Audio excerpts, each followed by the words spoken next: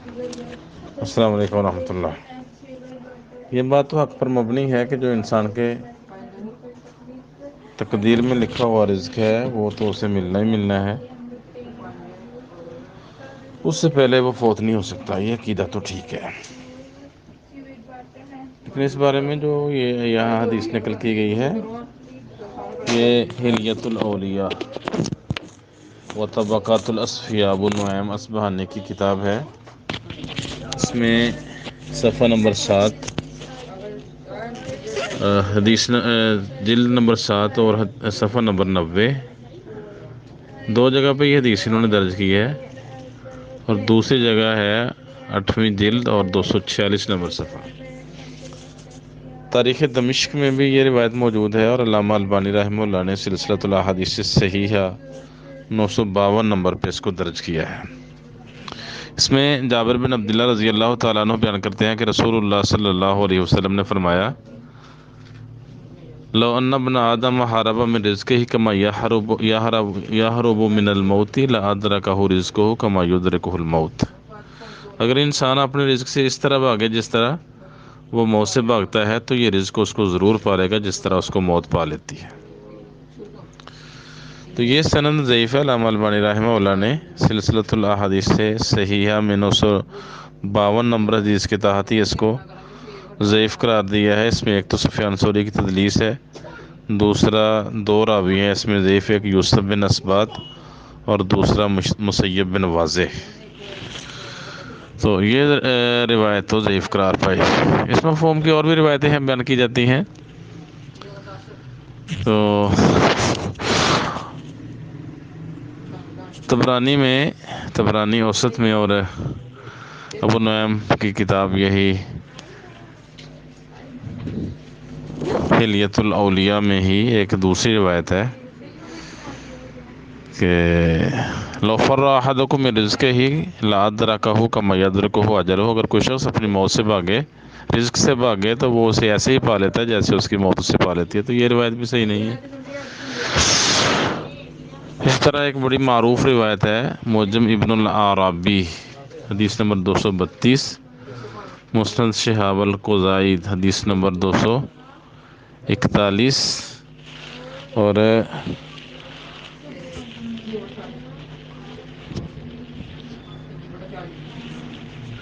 یہ روایت اس کے علاوہ اور کتابوں میں بھی ہے۔ تو اس میں ام درداء رضی اللہ تعالیٰ عنہ بیان کرتی ہیں، اور بعض سندوں میں ہے کہ ابو درداء رضی اللہ تعالیٰ عنہ بیان کرتے ہیں کہ رسول اللہ صلی اللہ علیہ وسلم نے فرمایا، الرزق اشد طلبا للعبد من اجلہ لہ۔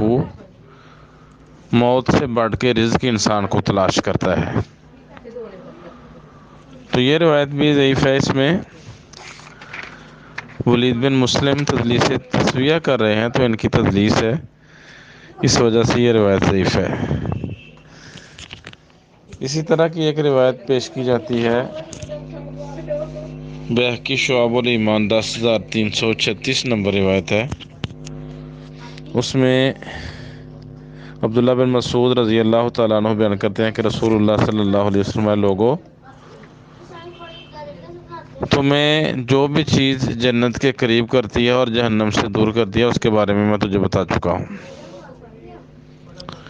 اور وہ چیز جو تمہیں جہنم کے قریب کرتی ہے اور جنت سے دور کرتی ہے اس چیز سے میں تمہیں روک چکا ہوں۔ وَإِنَّ رُوحَ الْأَمِينِ، اور ایک روایت میں وَإِنَّ رُوحَ الْقُدُسِ نَفَثَ فِي رَوْعِي أَنَّ نَفْسًا لَن تَمُوتَ حَتَّى تَسْتَكْمِلَ رِزْقَهَا۔ روح القدس یعنی جبریل علیہ السلام نے میرے دل میں یہ بات ڈالی ہے کہ کوئی جان اس وقت تک فوت نہیں ہوتی جب تک وہ اپنا رزق پورا نہ کر لے۔ الا فاتقوا اللہ، خبردار اللہ سے ڈرو، واجملوا فی الطلب، اور رزق حاصل کرنے میں عمدگی اختیار کرو،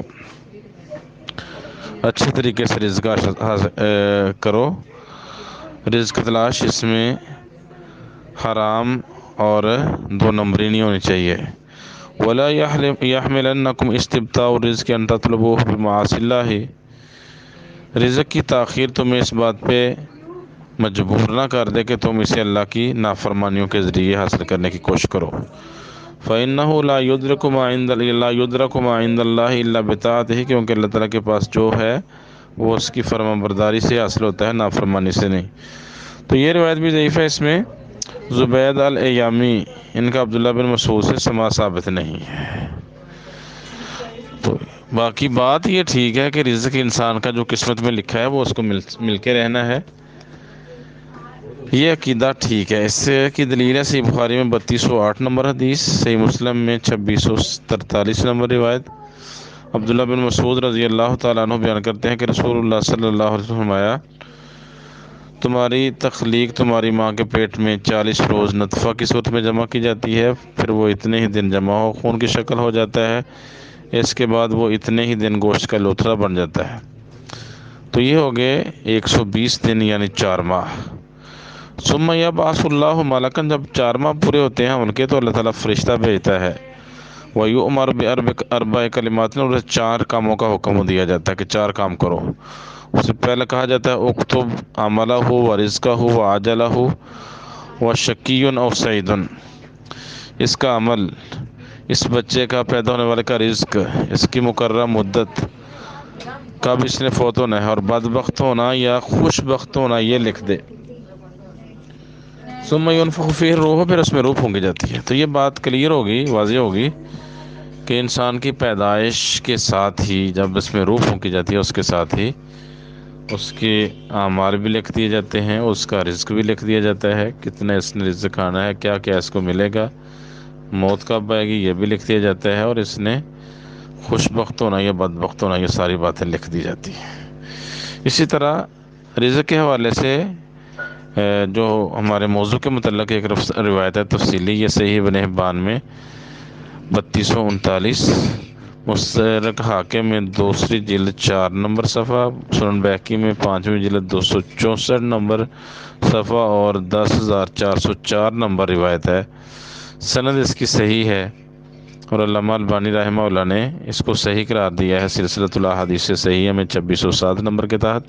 یہاں انہوں نے ایک خوف ذکر کیا تھا کہ اس میں سعید بن ابی ہلال کا اختلاط کا ڈر نہ ہو، تو یہ روایت صحیح ہے۔ تو یہ مختلط نہیں ہے، یہ ثقہ راوی ہیں، جس طرح کے تقریب و تہذیب کا حاشیہ تحریر تقریب و تہذیب میں ڈاکٹر بشار آباد نے اور شعیب ارناؤت نے ان کو ثقہ قرار دے دیا ہے۔ تو جو اختلاط کا ڈر تھا، خوف تھا، وہ بھی ختم ہو گیا۔ تو یہ روایت اس کی سند صحیح ہے۔ اس میں رسول اللہ جابر بن عبداللہ رضی اللہ تعالیٰ عنہ بیان کرتے ہیں کہ رسول اللہ صلی اللہ علیہ وسلم نے فرمایا، لا تستبطئوا الرزق، رزق کو لیٹ نہ سمجھو کہ یہ پتہ نہیں ملنا ہے یا نہیں ملنا، جو آپ کی قسمت میں ہوگا وہ آپ کو ملنا ہی ہے۔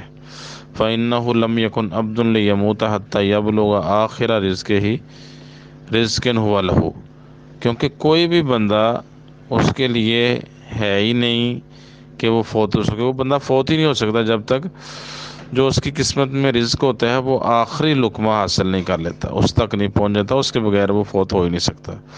فاجملوا فی الطلب، اس لیے رزق حاصل کرنے میں اس میں عمدگی اختیار کرو۔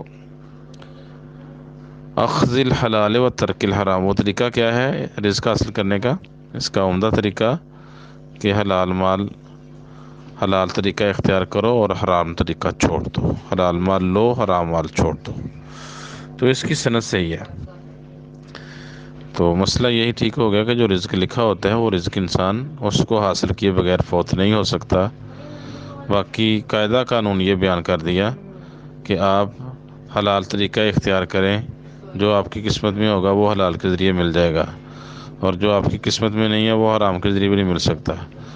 تو حرام ذرائع اختیار کرنے چاہیے رزق حاصل کرنے کے، اور حلال ذرائع اختیار کرنے چاہیے اور حرام ذرائع چھوڑ دینے چاہیے۔ السلام علیکم۔ بہترین صدقہ جاریہ حاصل کرنے کے لیے اس ویڈیو کو لائک، کمنٹ اور شیئر کرنا مت بھولیں۔